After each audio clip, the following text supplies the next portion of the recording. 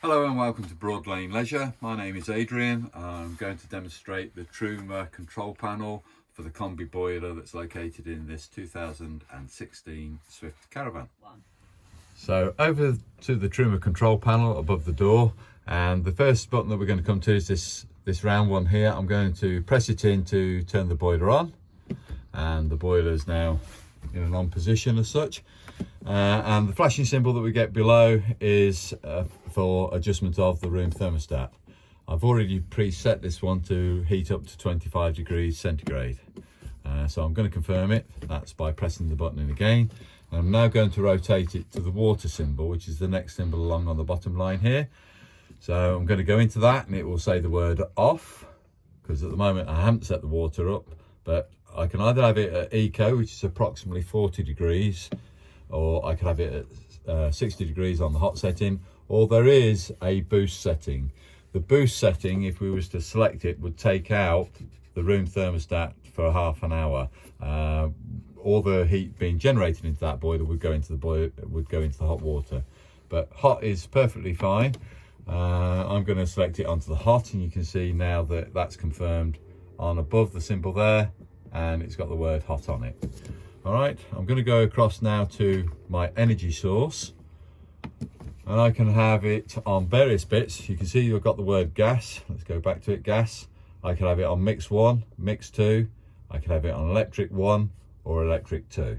The 1 and 2 is variable wattage that you're going to use, that it's going to draw on the boiler. So the same applies on the mix 1 and 2. It's still wattage we're referring to. If it's just gas, I'm only going to use a gas cylinder. If I rotate it once, you'll see I've got 1 electric symbol and 2. And if I rotate it again, there's electric 1 without the gas cylinder and electric 2 without the gas cylinder. So it's increasing the wattage that you're going to use to heat that boiler. And basically I always use it on mix 2. That's my preference personally. You don't have to.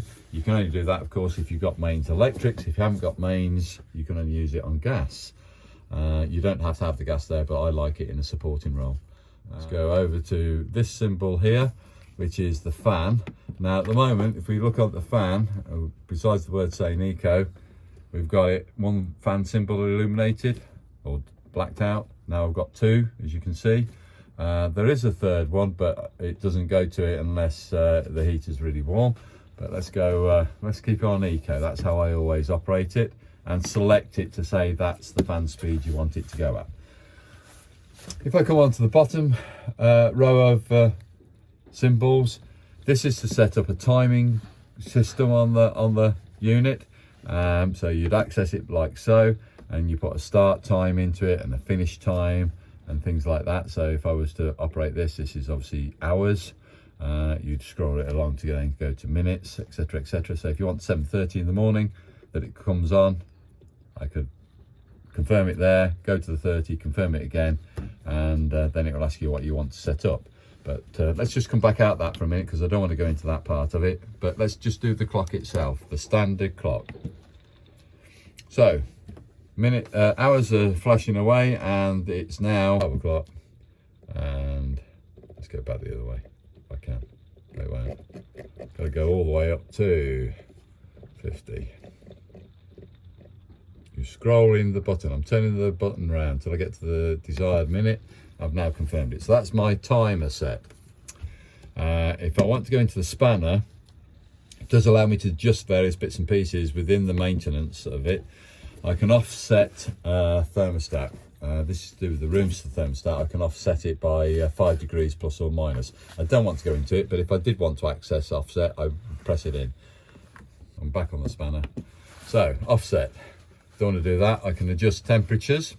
I can adjust the brightness. Now that's mainly down on the screen. So if I lower this down, you can see this brightness of the screen dulling down, or I'll increase it to its maximum set. So I'm going to have it set there on bright.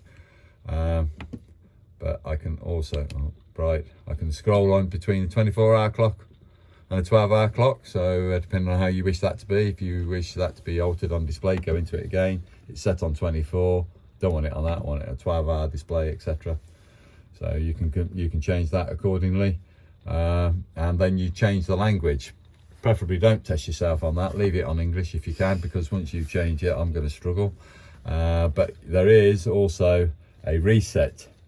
A reset is something that you might want to go into, and it just takes out all the timers and things like that that may have been put on the screen and puts it back to factory settings. You'll press it to access it, and then you would do your various bits and pieces from there. It will say confirm that you do want to reset the clock or the panel, and that's what that will do. Okay, now the flashing symbols above is telling you that this heater is heating up to temperature. I am getting a little bit of other symbols down here, but I'll come back to that in a moment. It's heating up to temperature. If we just concentrate on these top 2 lines, here we go. You see I've got a flashing symbol for some reason on the maintenance, so I will go down and have another quick look. So the room thermostat's heating up to temperature, and the water thermostat's heating up to temperature. When they have heated and reached the room temperature or something like that, I'm going to just see if I can get into that one to show it for you. Flashing symbol on the motor. I'm going to now lower, as you can see, I've lowered the thermostat down. I'm going to put it down to about 15 degrees. Hopefully this flashing symbol above is now going to become solid. There it is, it's gone solid. And that's how, when it's a solid symbol, it's reached that thermostat temperature. Right, so the only bit I want to show you now is that we're heating, we've got the timer at 12:53. It's going to flash over in a minute to 15 degrees, because that's what I've asked the room thermostat to get to, and it's telling me I have got mains electrics present. I understand why I'm getting a little bit of a failure. It's because I haven't got the boiler filled with water at this moment in time. So that's the reason why that we're getting some error code show up there. All right. And that is the Truma workings. That's a very simple way of understanding what the clock does. So when you come to actually turn the boiler off after you finish using it, you press and hold the round button until the word off comes into the window. The screen dulls down, as you can see, but you shouldn't turn anything else off until this word has disappeared off that panel. What I'm referring to, you don't want to remove any 12-volt supply or main supply on either the 12-volt distribution board or the mains. So we'll just give this a little moment for it to cool down. It'll probably be another 30 seconds or so, and that word off will disappear, and then you can remove 12 volts or mains electric should you wish to. Okay, so I'm now pleased to say that the panel has turned itself off, the boiler, and it's completely clear now for us to remove 12 volts or mains from the system without it affecting the actual boiler itself. Thank you for listening to this video. I hope you found it informative.